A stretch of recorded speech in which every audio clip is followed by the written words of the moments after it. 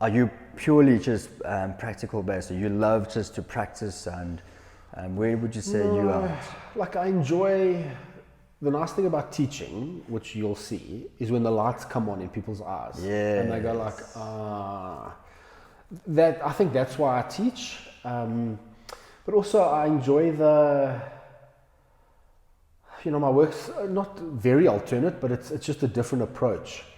So I enjoy kind of spreading that message as well. So, there are many paths up a mountain. Mine is just one of them. But yeah, I'll... And do you see yourself doing, like, expanding onto that? And also wanted to ask, like, what exactly, are you just teaching the Bowen Therapy way? Or are you also including a lot of the other things that you've learned along the way? So, I can only teach Bowen Therapy a particular way, because that's how I've been given permission to teach, right? Like there's a structure to the course. But I've been doing, how long now? 18 years this year. So you learn different things along the way. Yeah. And I don't think anything can be ever kept 100% pure, because there's advancements, there's different things. So I like to add in, because when I qualified, there's like holes there were knowledge gaps, let's say. So what I've learned now, and I don't like that, I like to understand why things work, how things work. And so I try to give that to students now and go, look, use it or don't use it, but this is my experience. And I think the aim at the end of the day, with your course now, with what I do, is you want to create good practitioners. So give them everything, give them all the tools to be the best that they can be. I don't look at things and go, let me hold this back. What's the point of that? So no, just give everything, With you. Okay. Yeah, look, I'm looking forward to it. I do love teaching, and I realize that through like the interns, and I've had students from WITS come in, UJ come in. We've sort of asked me to sort of be a part of their program where students come in, and I realize that like through like helping and chatting to them, that I really do enjoy, and essentially teaching them the things that I think should be taught that's not taught. And I think that's the knowledge gap, a massive knowledge gap, in fact. Well, like when you've studied, your real learning starts when you start working, right? Yeah. So you have a knowledge base, which is good. We all need that theory base. But like true application of that comes when you start to work. Yeah. And so, like we chatted about the cranial, you can read it in a textbook, but you really need to get your hands on someone to be able to feel that, right? So I think it's the same. And I think if you enjoy that, it's definitely something you must pursue. You know what I mean? Because not everyone's designed to be a teacher. Yeah. So, and if you're happy to share that, I was really lucky. I've had like incredible mentors in what I do. Like, I know this sounds crazy, but the best in the world, right? I don't know how, but I got lucky. And they always said to me, they give back now because it was given to them. Sure. So, that's it's my attitude with teaching. And I mean, I kind of think I haven't reached the pinnacle at all, but I will just give what I have at the moment. So it's the same, like with you, take what you've learned, because people have given it to you freely. Well, I don't know, but mine was given freely. And so, give it back. It's the cycle. This is actually what I wanted, or part of what I wanted to chat about today is just as a therapist, how you actually came to be and how you're able to get to where you are today. So it's definitely something that I want to chat about, because I think not too many people, we speak about the work, we speak about the cranial sacral therapies, the visceral manipulations, the kinesiology, applied kinesiology, but we don't speak about what is it actually required to be a good therapist, because I think it goes beyond just a knowledge base of knowing the techniques and so forth. And so maybe we could actually start there. What does it mean in your experience? Like, what does it require to be a good or a great therapist? Look, there's obviously a knowledge base that you need, but like I tell students with Bowen Therapy, I could teach a 12-year-old in a weekend to do what I do, right? And I know it sounds like crazy, but it will take you a lifetime to refine it. And so I've always said this, my approach to therapy, and I think if a lot of therapists, whether you a bio or a physio or a chiro or an osteo, it doesn't matter, massage therapist, I think the most important trait that you need is to be humble. You are not fixing anyone. Within you, and this is an osteopathic principle, but within you, you have, in clinic, I call it innate intelligence. There is 80% of your functioning is autonomic, which means you don't control it consciously. So within you, you have, you can call it whatever you want, spirit, energy, soul, doesn't matter, chi.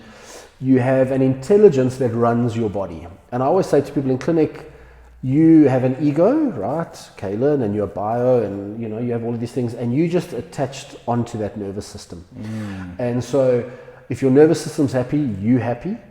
But I look at it like as a therapist, I'm an apprentice to this intelligence. So I don't fix you. I'm trying to create an environment where this intelligence expresses itself.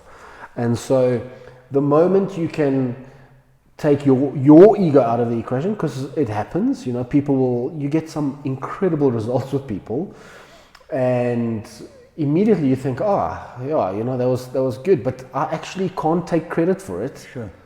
You're born with that innate intelligence. We're all born with it, the self-regulating, self-seeking intelligence. And so I think if you can realize that, then you kind of go, well, it kind of humbles you. There's no ego involved, and you do get them. I'm sure you've experienced them. Therapists driven by ego, and I think sometimes short term they get really good results, and they kind of get their name out there. But eventually, that kind of, if you're operating out of the incorrect place, it catches up with you. And so, how do you then keep yourself in check? Because I'm sure. Thankfully, I've met a lot of your own patients who have come through you, and they all say the same thing, that Sean is incredible, he has magical hands, he has healing hands. Oh, Sean, that's very kind. And so, people don't just say that for the sake of saying it. How do you then keep yourself in check? Because that could definitely get you to feel a type of way that, it makes you feel good about yourself. How do you keep yourself in check? I think if you have chronic low self-esteem and terrible imposter syndrome, you automatically keep yourself in check. Kaelan, I don't know. I don't know. I don't battle with that part at all. I was a professional rugby player before I do what I do now. Perhaps those were my ego years, trying to not hurt, but like rugby, it's a very testosterone-driven, ego-driven environment, and so perhaps I spent my allotted ego time there on the rugby field. I don't know. Look, I'm not gonna lie. If you help someone fall pregnant and they haven't, they've been going through the IVFs and they've done all of this stuff and it hasn't helped, and they come to you and you manage to help them, there is an element that goes, oh, that's awesome. But I don't know, I just very quickly, I have something that kicks in and says, well, it's their body that's done it, their nervous system has done it, and you've helped create an environment for that thing. But to me, I don't know, perhaps if I was a stock trader, and I had the same attitude and I was making millions, it would be different. But the sort of the area I work in, it's not.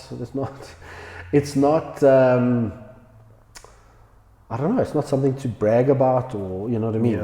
So it's difficult. Like with what I do, if you go to a bar and you're chatting around the fire, and there's accountants and there's engineers and whatever guys who.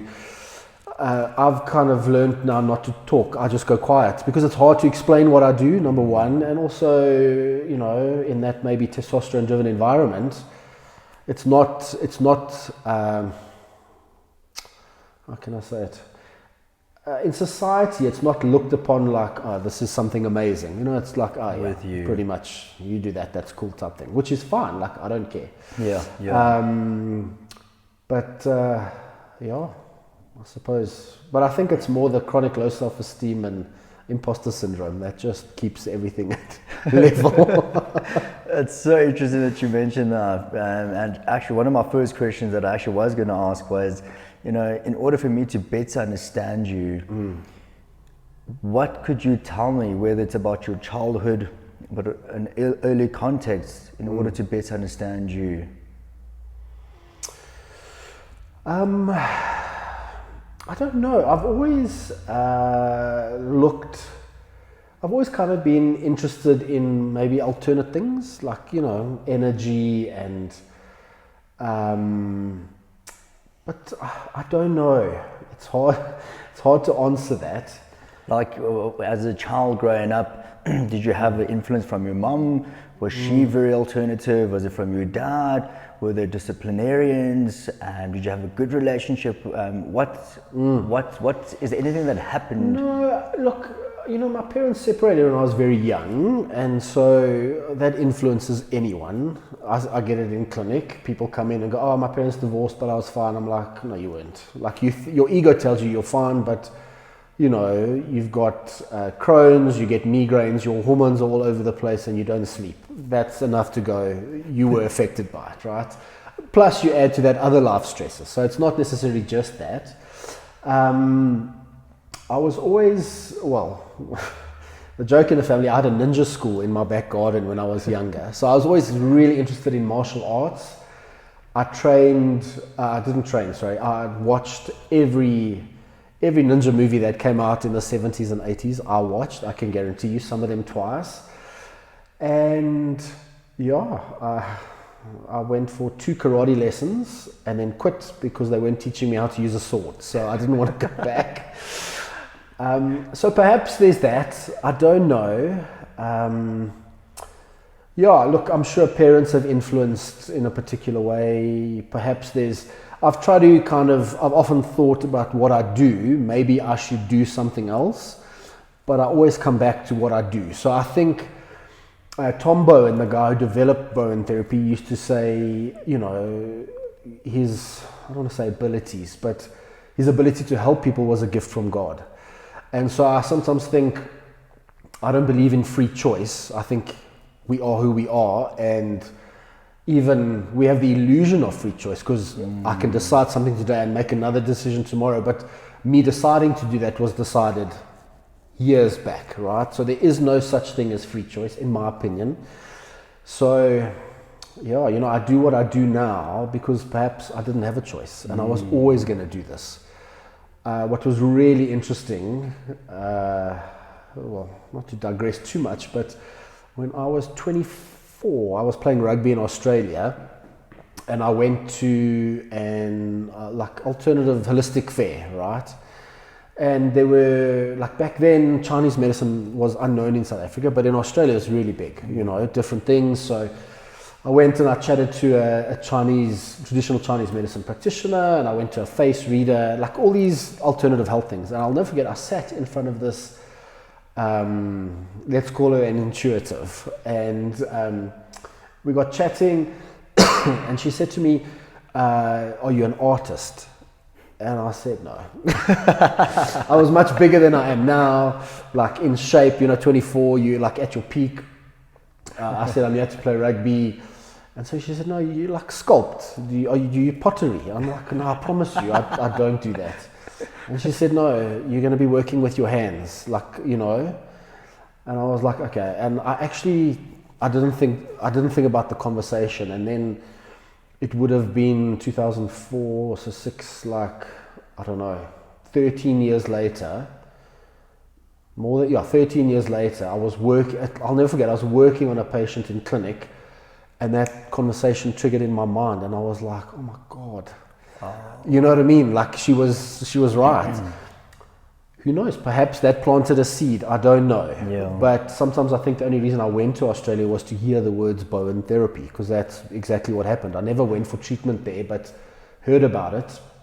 And so came back here. I had my own experience of healing with it, and then decided, well, let me study it, because it's so...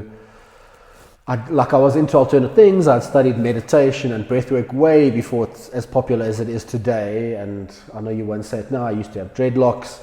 So like I'd gone down this rabbit hole of alternate methods and methodologies. Yeah. And so I started studying it because I was like, what's happened here doesn't make sense to me. So I studied, and then kind of sent me, it changed the trajectory of my life. Yeah. Incredible. And so, I've always said, you have to have something, some form of input, some form of conviction, some form of something just to get the engine going, to get the fire starting. And for you, it seemed to be, you went to Australia, you heard about Bowen Therapy, you came back, you dabbled a bit in South Africa, and you got to experience the profoundness of Bowen Therapy, and that's what set you on your path. What would you say to someone who is in need of that starting point? Like, how could someone begin to, get some form of an experience? Like, what would you say to them who don't have no idea what they want to do, they're confused, have no sense of purpose? What would you say to that?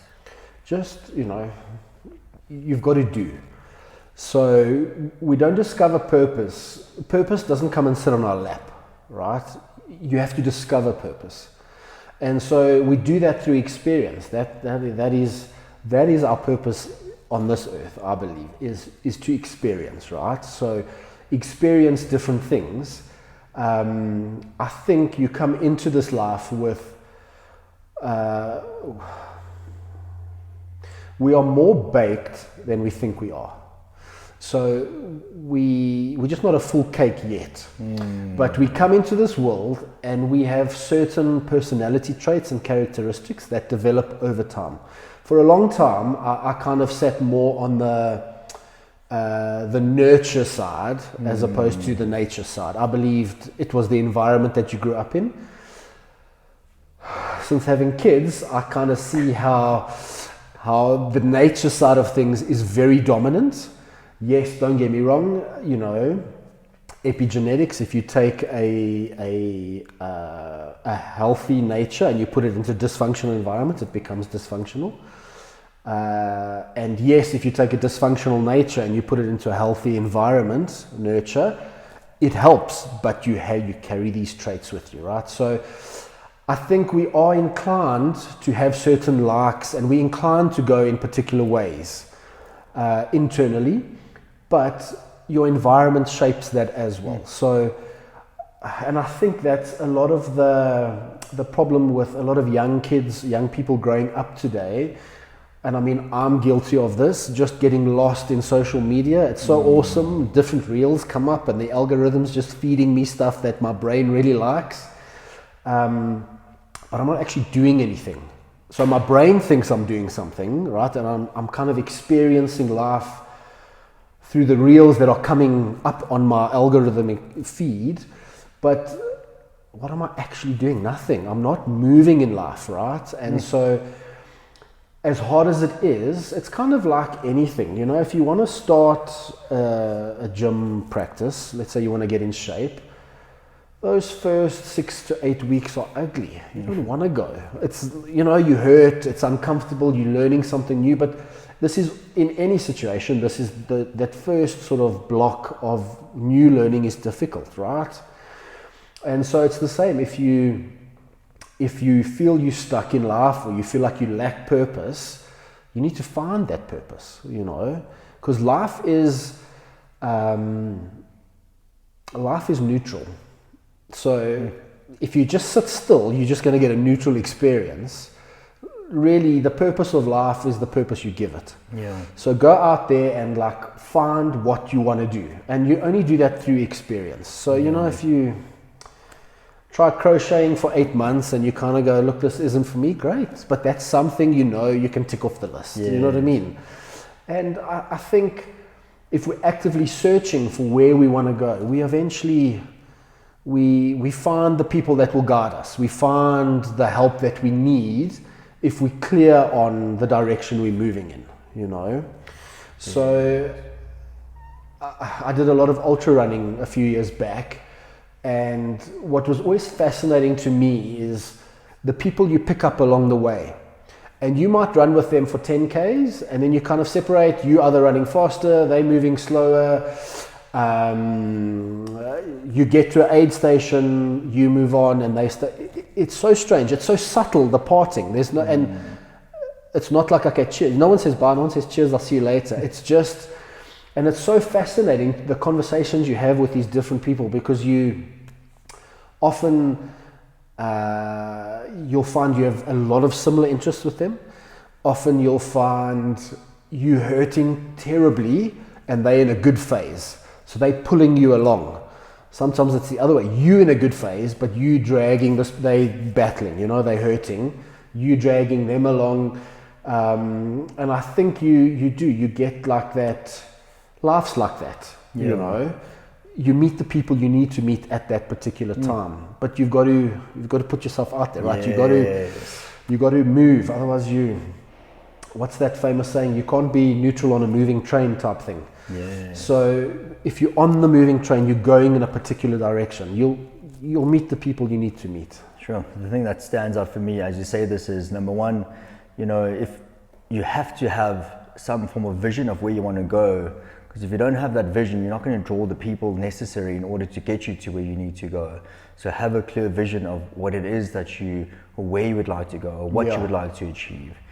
And then, I can immediately hear people saying, yeah, but Kaelan, I don't know where to go. Yeah. And I think to your point, as you were discussing, is that just start moving then. Doesn't matter where initially, just move, and then you'll get a sense of what it is that either responds well with you, or maybe doesn't respond as well, and so then you try a different avenue. But you also said something quite interesting, and you said it twice already, which I believe, but I don't think a lot of people would take too kindly to it, and that is the concept of free will. And I know I remember when I was young, Sean, I was told, my mom would say, my baby, you can achieve anything that you want to achieve. Yeah. Just set your mind to it and you'll be able to do it. And I carried that with me for the longest time. Yeah. To my own detriment. Yeah. Because then I would say, there must be something wrong with me, because if I just have to put my mind to it, as my mom would say and everyone else would say, then surely it would come to pass. And then I would struggle. And I wouldn't know why is it that I'm just not creating traction the way that I should have, based on what everyone else seems to be doing. You mentioned social media and all the rest, and I realized, hang on, firstly, I am a limited being in the sense of there's this restraint that comes from our genetic code. There's only so much that we can do genetically, and there's only so much that we can pursue just based on our biology, and so we have a very limited capacity. Based on that, I realized, okay, I have to then be very I have to choose very carefully what it is that I want to do and go deep into that thing. But I can almost hear a lot of people saying, because this is, Robert Sapolsky, he spoke about free will, or the lack thereof. And, a lot of people didn't receive it well. Yeah, social media, people we don't want to, right? Yeah. But I think the minute we can come to terms with, not that we're not special, not that we're not unique, but more so that there are certain things that are destined. Yep. There are certain things that has been sort of engraved already, and it's just for you to experience all of those things. And maybe the problem is that we are fighting it. Yeah. And not accepting it. And acceptance is, something that I've recently learned about a couple of months ago, and the beauty of acceptance. Now, I have no idea that we didn't go here, but if you, as I say acceptance, the word acceptance, like what comes to mind for you? Like, what do you think is important for people to come to terms with the term acceptance? I think this is the thing, right? We we fight against things that we're not happy with, right? It creates like an internal sort of stress. But, you know, as I've worked with people through the years, as an example, what I've come to realize is people are who they are. And generally they're not going to change, right? So when people come in and they have a particular story, or even in life, you know, we can't get on with everyone. This is what I'm trying to explain to my kids. There are going to be people who rub you the wrong way. But there's a level of acceptance that you need to accept that they are going through their own troubles. And really, it's not a personal, they might not like you, they say something derogatory, whatever. It's not a personal thing. They're just fighting their own demons, you know, and it's coming out against you, unfortunately. Yeah. So I think, I'm trying to think what there's another word for acceptance in the Buddhist terms. If you accept that the world is full of suffering, it helps it helps you cope with the suffering better, right? Because it's often that resistance against something that creates the real discomfort in us. So, you know, I think, look, if you are, you know, and we can see it in our country at the moment, if you're living in an environment that isn't great for you, then no, it's not a level of, I must just accept this at all. But very often, if we kind of, I think if you know and understand your limitations, if you accept your limitations, that's when we can transcend them. It's like we can define them and then go, okay, now I can break them. But if you've never defined them, if you've never accepted them, then, you know, where do you go? I will never be at my weight. I will never outsprint, and my fast twitch fibers, which are more slow twitch, I will never outsprint Usain Bolt. And I can live my whole life being angry that I cannot do that, right? But if I accept that and kind of go, all right, but I can out-squat him, because I can guarantee you I can out-squat him, great. That's my niche, right? That's my acceptance. But, you know, you mentioned social media. I look at all these people with this like amazing life, which is generally a lie anyway, right? It's not real. And I kind of go, I want that. But that's not real. I have to accept the fact that it's not real. I have to accept the fact that, yes, perhaps I'll never be a billionaire. You know, one, I don't have the mental capacity or lack of mental capacity to be a billionaire. You know, context, the environment I've grown up in. You know, if you just look at, we live in South Africa and there's a lot of poverty around. The thing that separates us from, let's say, someone who's standing on the side of the robots is the location we were born. You know, if I was born in a township, in like a shack, already it puts me 10 meters back, you know.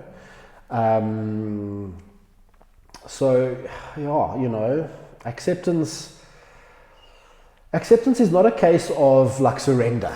Let me say that. Okay. Acceptance is, yes, this is where I'm at. Do I want to move past this? Yes. Then you can, you know, make the decisions you need to. It's not a case of, if I accept this, it means I surrender to it and I give up. Am I making sense? Absolutely. Okay, and I love the fact that you've distinguished the difference between acceptance and surrender. There's a book that I read by Michael Singer, or Singh. It's called The Surrender Experiment. Yeah. And he's such a big advocate for, like he says, like you need to surrender. But I think the way that he uses it is it's actually accepting it.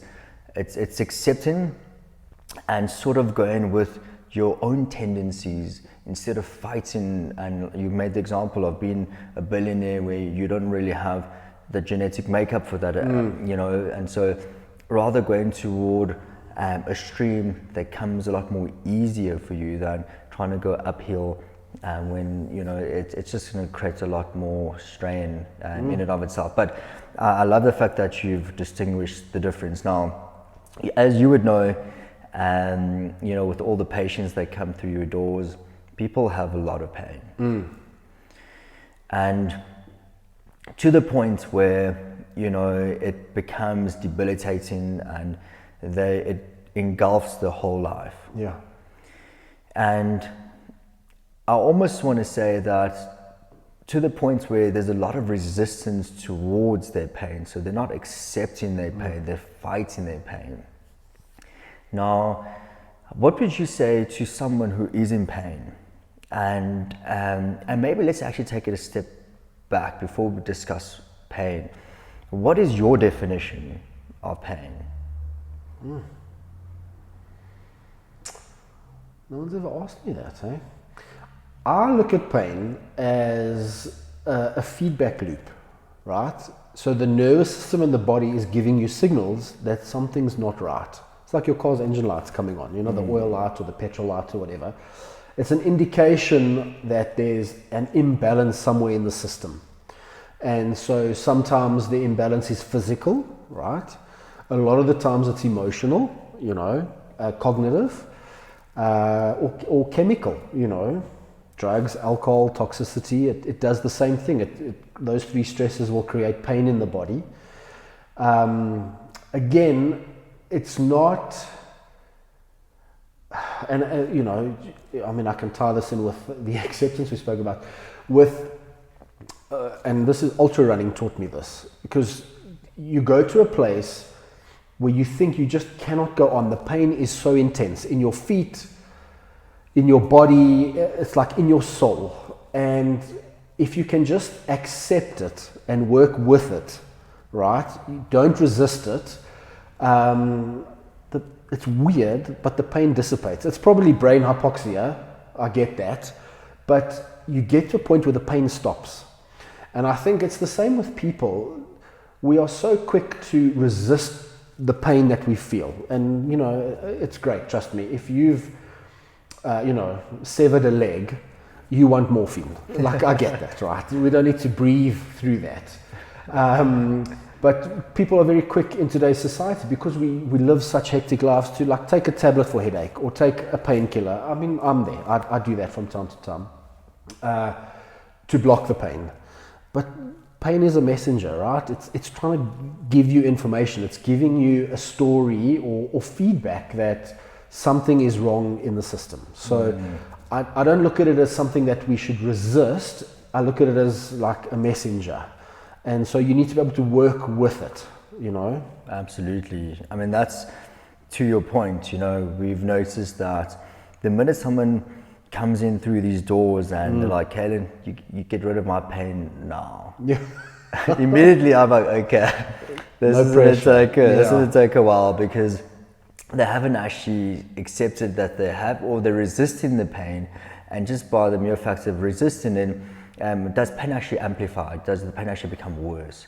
And so we almost have to teach them, hang on, your body's actually responding the right way to whatever event or circumstance that it has experienced. We just have to figure out, why is it responding in that way? It's not broken. Yeah. And that thought process of getting them to understand that your body is not broken. It is merely responding to something in a particular way, and that it perceives as a threat, or sort of imbues the sense of fear in you, but it is responding correctly. Now, Sean, I have the privilege of, you know, sort of seeing the way that you do things and listening to patients come in and they talking to me and telling me how you operate and how you treat your patients. What would you say is the core principle of the way that you treat? I treat holistically. I treat the body as a full organism, right? And so when people come in with pain symptoms, my job is not to treat the pain. My job is to create an environment that the nervous system thrives in. So people will come in and ask, like, you know, do you help with depression and anxiety? And then I go, no, but indirectly I can. Because these are just, depression and anxiety, as an example, are imbalances in the system. So if you can, it's, you know, just as an example, those many things are, the nervous system is stuck in a state of what's called dorsal vagal shutdown. So the freeze aspect of the nervous system. And so if you can shift that nervous system into what's called social engagement, where it feels safe, it's calm, it's relaxed, the body starts to regulate itself. And so those symptoms go away because they cannot exist in a body that's healthy, right? And so I just look at it like that. I'm trying to shift a state in the nervous system, because if you can create that state, or if you can shift the nervous system into a more positive state, social engagement, it cannot hold IBS, it cannot have back pain, it cannot have migraines. You know, it's all symptoms of, again, these are just symptoms of a nervous system giving you feedback saying, listen, something's not right here, you know, and you need to check it out. And so if we just allowed ourselves that time to explore what that is, I'd say you can fix most things. But like I said, life's very busy. We jobs, we work, we got children, we got life, you know, like all of these things. And so we don't have time to go sit and go, okay, what's my body trying to tell me? And is there like a particular system that you focus on when treating? You know, is it the nervous system? Is it the myofascial system? Is it all of that. I work with the fascia, the connective tissues, the lymphatics, the nerves. I work with the joints, but not like in a chiropractic sense. I don't click. It's much softer. My treatment. But yeah, again, I treat holistically, so I don't focus on one part of the body, although there are common patterns that you are treating quite a bit, let's say. Primary dysfunction areas in the body. But yeah, so, nerves, connective tissue, circulation. Really, it's an holistic approach. You can't, like I always explain to people, any body work, and it doesn't matter what you're doing, you're affecting everything, right? Because you can't, on a lake, the water at the top, the surface water, is not disconnected from the water lying just above the floor of the lake. It's all one thing, right? And so when the water on the top moves, the bottom's affected. It might not look like it, but it is. And so it doesn't matter what you do, you affecting everything. And I think if we changed our treatment approach to a more holistic one, and not holistic, holistic has been paired with alternate nowadays, and that's not what I'm saying. If you encompass the person and the body as a whole and treat them holistically as a whole, I think it would be better. We'd get better sort of clinical outcomes. I think sort of modern medicine, great, don't get me wrong, I'm not knocking it, but to understand the body, we've become very reductionistic in our approach. So we've studied the body more in minute detail, which is great. But the body doesn't function in minute detail. So we have specialists nowadays, cardiologists and oncologists and neurologists and podiatrists and, different specialities. And, it's kind of like you know a lot about one part of the body, but if we study and we treat the body that way, we lose sight of how the body functions, So if I have let's say I've got golfer's elbow, I can treat the elbow, but what happens if it's the brachial nerve in my neck that's impinged and it's just showing up in the elbow? So your elbow is going to feel great for a couple of days, but then it'll come back because you haven't found primary dysfunction. So if you apply an holistic approach, or even, you've got lower back pain, if you're female, what's your uterus doing? Because that can impact lower back. So I can rub your back all I want. If I don't kind of figure out, okay, there's like a PCOS or bad endometriosis going on here, I'm not going to quite get the results I want. Whereas if I kind of have this holistic approach and go, okay, this connects to that, perhaps it's this, your outcomes are better. Okay, sure. So, I'm going to be a bit more selfish here asking this question, but so I've had a lot of patients come in and, we sort of suspect, so they don't teach us this in Biokineticist. They don't teach you about organ involvement and what the potential organs could be and so forth. And so you have to sort of, do a bit of your own reading and researching and courses and all the rest. Now, how do you know when it is organ involvement specifically, or if it is musculoskeletal, nervous system, like how are you able to differentiate between the systems, which system to focus on at that point in time? Well, I know it sounds strange when I say this, but if you just touch the top of someone's head, you can pick up what's going on. So again, the body is constantly speaking. The nervous system, I say the body, I mean holistically, it's constantly giving off messages. And if you can just tune in and kind of figure out where that is, then you go with that, you know. So if you were to give like a practical example, so Yeah. you apply let's use the PCOS scenario. So you apply your hand onto someone's head, and I know it's going to be very, very difficult to describe because it's more of a feeling than a description. But Look, some people it's so clear you can feel it. So if you, let's say it was PCOS, if you put the hand on the top of their head, you'd have a very strong forward pull, right? So what that means is there's something on the front of the body. It can be duodenum, can kind of be stomach, can be small intestine, whatever. But then what I would do is put them on their back then and just touch their stomach, and then you'll have a clear sort of pull of where it's going. Okay. And the more you do that, the more accurate you become, you know. So there's this pulling sensation towards the problem area. Okay. I mean, it's subtle, I think, but look, it's definitely there. The body is a tensegrity model, so it's like push-pull. And so if I cause restriction in one side of it or one part of it, I have a knock-on effect through the body. I'm going to get effects somewhere else along the line. So, you know, just as an example, we'll go back to the sacroiliacs, everyone's favorite.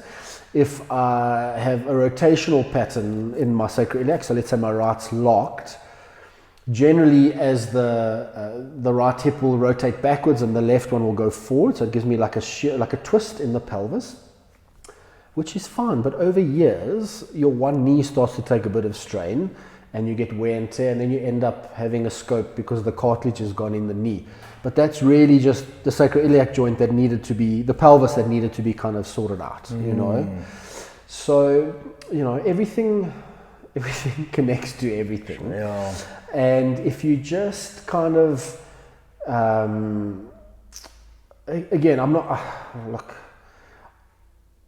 perhaps, you know, we spoke earlier about you have a certain makeup, you have certain psychological traits that make you more inclined to do or be a particular way. So I'm not, you know, perhaps not everyone can just put their hand on someone's body and go, it's this. But I believe that if you practice, you might not be elite at it, but if you practiced it enough, you could be in the top percentile without a doubt. Yeah. Especially if you're working with bodies and people's energies all day, like you do, you pick it up. Yeah, no, definitely. I mean, I definitely could see that, and I could definitely appreciate. I mean, I could feel like working on people's heads, like the expansion and the, you know, what the extension as well as flexion aspects of it. So I was just quite curious as to, you know, because I've never really, like we've discussed, I don't think I was patient enough, to be honest, you know, and to really feel the pull and where the pull, and also to interpret what does the pull mean and where does it, if you have feel the pull being pulled forward, it means you have to look in the front as an example. So I didn't really understand that too well. But, you know, you've mentioned primary dysfunction, you know, so for people there who are in pain, you know, and yes, the best thing to do is to give them a full assessment, but, you know, we can't do that today, but just to give them some things to think about, you know. So you've mentioned there are certain primary dysfunctions that a lot of people have, and maybe they're not aware of, like what could be those things that could potentially be issues for people. Okay, so just as an example, I spoke about nervous system state, right? So our nervous system is designed to operate in social engagement, so homeostasis. I feel safe, I feel calm, I feel relaxed. when I have a stressor coming into my life, and there's different stressors, right? So physical, like sports injuries or car accidents, emotional stuff, cognitive stuff, and chemical stuff. My nervous system shifts into a state called spinal sympathetic, fight or flight, for lack of a better term, right? Great. We're designed to do that. What should happen is when the stressor goes away, we come back to social engagement. But in today's world, today's society, we don't. We just maintain, it's linear, right, our stress response. And so then the nervous system shifts you out of fight or flight into dorsal vagal shutdown, the freeze aspect. So the vagus nerve, the ventral bit, the front bit, should be dominant when we're in social engagement. We feel safe and calm, relaxed. When we move into fight or flight and dorsal vagal shutdown, the back bit becomes dominant. It's divided almost into two, okay? And so this is why when that nerve that you can kind of feel like T7, T8, T9 becomes unhappy or becomes dominant, you get a contraction in that area. So that mid-thoracic pain that, I'm sure a lot of people come in with, everyone's got it, is actually the nervous system, or that nerve there being dominant. And so we get this can give us heartburn. But as a result of that, you have 4 cranial nerves, the trigeminal, so the one in our jaw, our optic nerve, something called the spinal accessory. It's the nerve that exits beyond the ramus of the jaw and innervates the SCMs and the traps. And then the glossopharyngeal nerve, our swallow reflex, right? These 4 nerves plug into the vagus nerve. So when that vagus nerve, the ventral bit becomes less dominant and the back one becomes dominant and the vagus nerve down regulates, these 4 nerves are affected. So teeth grinding, jaw clenching, like when your eyes go funny, you can feel when your eyes are tensioned. When we kind of go like this, that's a natural stress response. It's spinal accessory nerve creating that tension. So like when people come in, I go, oh, my shoulders and traps, I'm always tight. And then the glossopharyngeal, so that is pretty much like your swallow reflex. So when we're stressed or we've been through something traumatic, it feels like you get this lump in your throat, right? You have difficulty swallowing, you get a hoarse voice, laryngitis, your voice goes away.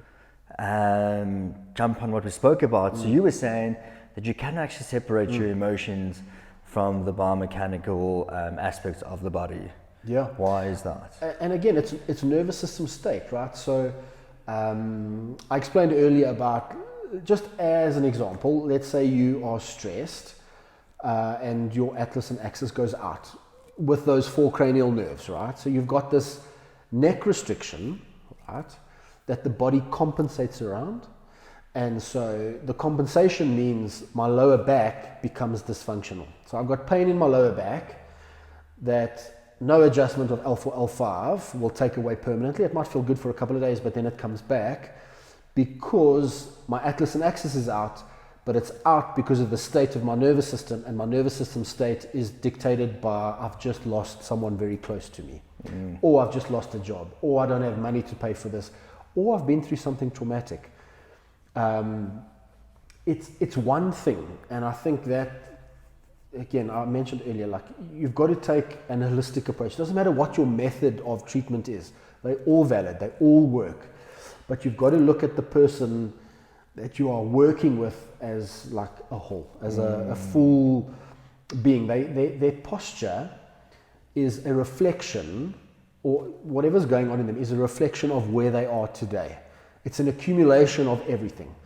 Every thought they've had, every emotion they've felt, every trauma they've experienced, every habit they've encumbered. So sitting 10 hours a day as a computer programmer or admin assistant, lack of exercise, poor diet, everything is on the person's body, right? So even the pain that they're feeling, these are the traumas they've had. These are, yes, and traumas can be car accidents, that's physical trauma. But more often than not, we live in a relatively safe society, right? We are not gonna break bones hunting saber-toothed tigers on the plains anymore. And so generally these issues that we develop over time are more cognitive related. It's more nervous system state, which is emotions, our feelings, our thoughts, traumas. And what comes to my mind now as you're saying this is, okay, so I mean, and you've explained it so beautifully, and it's, I hope people are really understanding what's actually happening as a result of why you're experiencing pain, how you have to allow the body to come down into what you call social engagement, and these are beautiful things. Now, someone's in this, and I can almost hear them saying this is, okay, how do I maintain that? How do I, what can I do so I don't have to keep seeing Sean every time, and you've mentioned like the breathing, the, all those sort of techniques and sort of tips, but is there anything else that we're missing? Because I feel like, we've just missed the mark. Like, yes, we can do all those, the breathing and so forth, but I feel like there's something else that we just not get into. I think we spoke about it, the first couple of things with purpose. Because I can guarantee you, if you have purpose, your nervous system does not shift into fight or flight, moving in the direction of your purpose, right? Because it's a different interpretation of the stress. So we're not immune to stress. We're all going to have traumas in life, different traumas. But I think if you know who you are and you're centered in yourself and you are moving in the direction of purpose, then you can work the long hours. You can go, you can do all of these things, chasing whatever you want to. And then your nervous system doesn't take strain. It's the same, if you look at like professional rugby players, you watch them on the field and you think, my God, how do those guys take that punishment, those hits, that contact? And it's because their mindset is right. You can see someone on the field who goes on with I don't want to say 50-50 mindset, but someone who doesn't really want to be there, they're going to get injured. How is that possible, right? It's our mental approach to these things, and our body's responding to that. So, again, we talk about mental strength and mental clarity and all of that. It's very important. Again, I think if we are moving in the direction of our own personal purpose, then we don't pick up these things, Yeah. If you are working 14 hours a day, making money for a company who doesn't really care about your health and etc., it's not a great feeling to have. I can guarantee you're going to be flat, right? Yeah. Let's say you're working 18 hours a day for your own company that you're trying to get up off the ground.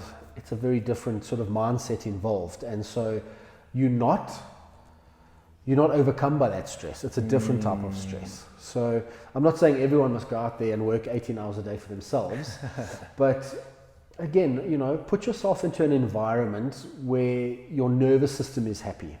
Yeah. Because there's a whole lot of unspoken transference between people and the environment you operate in. And, this year has been my year of like trying to understand how important environment is. There's a saying, environment trumps will every single time.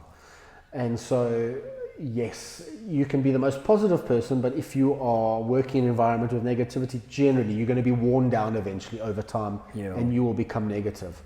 So it's really about keeping your nervous system happy, right?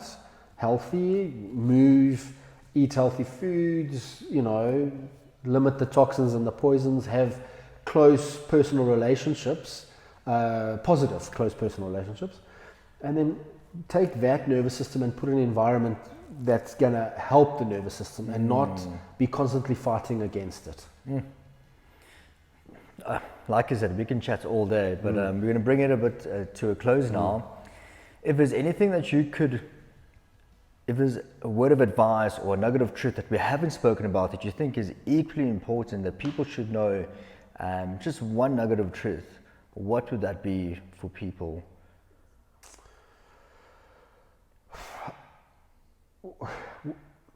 Life, we cannot exist without pain, right?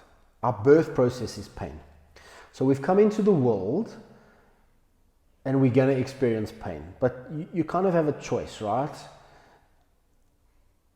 We can either take what's happened to us, the pain that we felt, and we must have, consciousness can't exist without pain, right? Coming into the world, separation from God, is pain. let's say. So the pain that we accumulate over life, we can either transmute it, so we can take it in and we can become better by it, we can learn its lessons, or we don't do that and we transmit it and we pass it on to someone else. And so, you know, there's that very popular,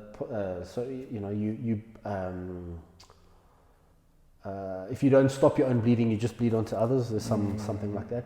So it's the same. We can take life's lessons, and they are tough lessons. They're meant to be tough, and we can learn from them, or we can push them down and not learn from them, but then we are just gonna take this lesson and give it to someone else, right? We are gonna kind of bleed onto them. We can transmit that pain onto others, because that's what we do.